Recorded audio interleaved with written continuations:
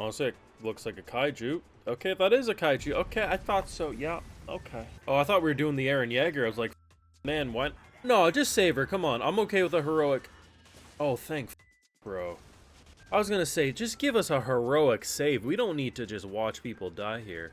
The internet loves to flame Kaiju number 8 for all the wrong reasons. People will unironically get on their keyboards, smashing away, saying bland characters, poor world building, this, that, and the third. And it's all nonsense, it truly is, because the show is amazing. The issue is that if people focus their energy and attention into complaining about the right stuff like I do, we would end up with the right types of spin-offs being made. What we should be complaining about is not Kafka's character. He's insanely well written. He has an engaging story. World building, absolutely top tier. Excitement, it's a thrilling shonen top to bottom. What we should all be complaining about is the lack of buddy cop adventure with Kaiju number 10 in Hoshina. Because if we put our attention into complaining that the author didn't put enough time into their relationship, we might end up with a spin-off series of a buddy cop adventure, which is basically Eddie Brock and Venom going around hunting kaiju. Because I've only recently got a proper taste of what they would have to offer in this show, and it reminded me of both Kill la Kill and Eddie Brock and Venom. And if I don't see a goddamn spin-off series made at some point, I don't even care if it's the original author. Do a My Hero Academia's Vigilantes for all I care. But focus on them. Could you imagine a 3 to 6 volume spin-off series just focused on them talking shit towards each other and hunting kaiju? I don't care how monkey brain that sounds, it would be fantastic. So maybe less criticizing some dumb shit, and let's criticize the lack of buddy cop adventures. Let's put our energy into something worthwhile. Make sure you drop a like on this video though, show your support, subscribe if you're new around here in Patreons, where you catch my full live reactions to all these Kaiju number 8 episodes and more if you also want to help fund the channel and videos just like these. So I haven't made a video a couple weeks at this point, but have been watching over on Patreon, been loving every single episode. Some great characterization, especially on characters I was forgetting about, and I was like, okay, we're back in the saddle. Hopefully when we get season 3, we won't lose focus on them again. But this latest episode, second to last episode, I find it impossible that next week's going to conclude and like we're going to be tame. Like I feel like they're going to drop a massive cliffhanger and make us wait for more, which I'll be fine as long as we do get it, because we're roughly about the halfway point through the manga at this point, so another couple cores, I mean, come on, you guys can deliver it for us. I know you want to. The thing that's nice is that I feel like there's intelligence here. They're not letting Kafka just run amok. They're like, hey, when Kaiju number 9 pops up, that's when we send you in. You're our ace in the hole.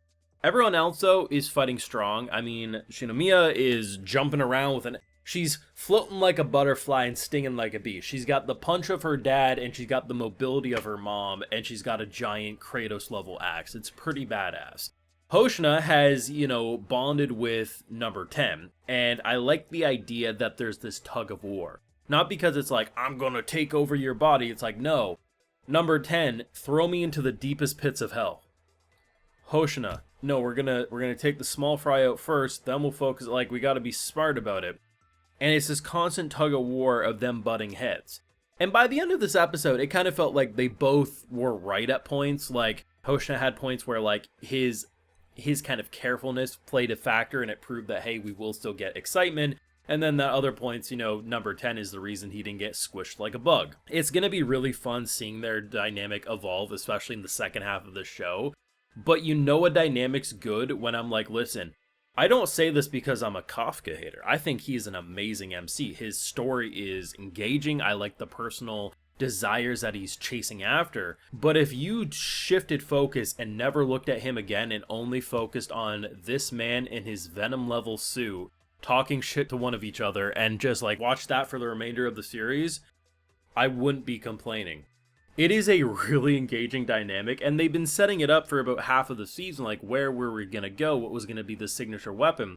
And watching them fight, right, and watching how I think we all probably were like, oh, he's going to quickly escalate. Instead, no, he was losing his suit's power as fast as he could attempt to regain it. And it was really cool because, like, the whole purpose is like, listen, Hoshina in a base level suit, one-man army. He's Levi from Attack on Titan. By the end of the fight, they basically say the percentage that he reached essentially was him stronger than he is in his base level suit. If they could get to 80, hell, if we can get to 90%, it's probably unprecedented levels of badassery that he could achieve. Obviously more risks with that type of power, but still, I like the fact that he, just because he's the badass almost MC, because like Osha really, like if he wanted to, he could steal the MC throne from Kafka if he really wanted to. But instead, it's like, hey, just because he's great, he should still struggle. And I like that the fact that he just was immediately having this power balance and like struggle. And it really did remind me of Eddie Brock, like the classical Eddie Brock and Venom relationship. And I have to imagine that's what was inspired by.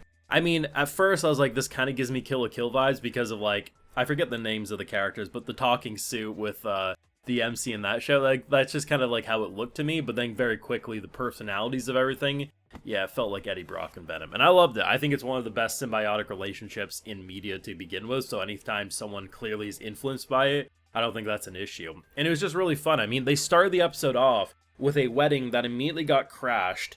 And I was convinced that bride was done for. And then we saved the wedding. Okay, and then you just realize the whole country is flooded with kaiju. I'm thinking to myself, oh, this season's gonna end on a bad note.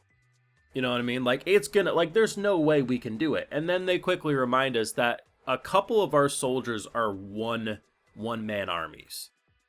And we still have a full army on top of that. So could they save Japan? Probably. It will really depend on what Kaiju number 9 does, because he's the guy who constantly drops aces in the holes and just, like, refuses to go down without a fight. So I just don't see how they don't cliffhanger us next week, because, like, let's say number 9 immediately jumps into the fight, drops his trump card.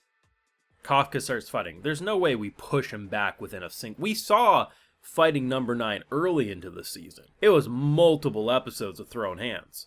So the cliffhanger next week is bound to be diabolical. That's what I'm saying. And as someone who loves cliffhangers, I will eat that shit up because it will keep me excited wanting to see more. For the masses, they're gonna have their pitchforks and torches in the air saying, what the actual hell? What are you doing to me? Either way though, great stuff. I mean, I truly think I have one issue with this season, and it doesn't even like bother me because it doesn't subtract from the episode. I don't really like the after the credits talk show little gags they do, but I'm never really the target audience for those. There's a couple that I've enjoyed, and sometimes I'm like, oh, I'm kind of excited for it because I wanted to see Hoshina talk with number 10. I was like, that could be a cute dynamic, and then they give me something else. But it's not like they're subtracting from the runtime of the episode, so it's not even a big issue. And then when I look at the actual content, my only real issue is that I wish I had more of number 10 in him. Like the show's great. It's insanely over-criticized.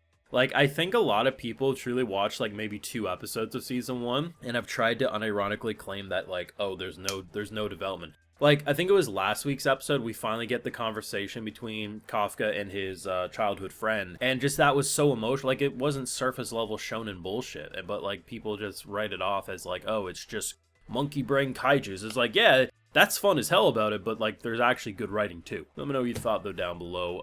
We got 1 episode left before season 2 wraps up. And hopefully we get that confirmation for more. So your thoughts, drop a like, show your support, subscribe if you're new around here. And Patreon, yes, is where you catch my full live reactions and more. Like, hey, I also like to give video shoutouts to my patrons. Alright, so today we got Kyle Call, Austin Fernand, Rookie, Omega Alpha 83, Winter Naomi Vera, Arecido, Alexan Free, and we also have Crizo Wipers. So I appreciate the support. Please take care, and y'all have a good one.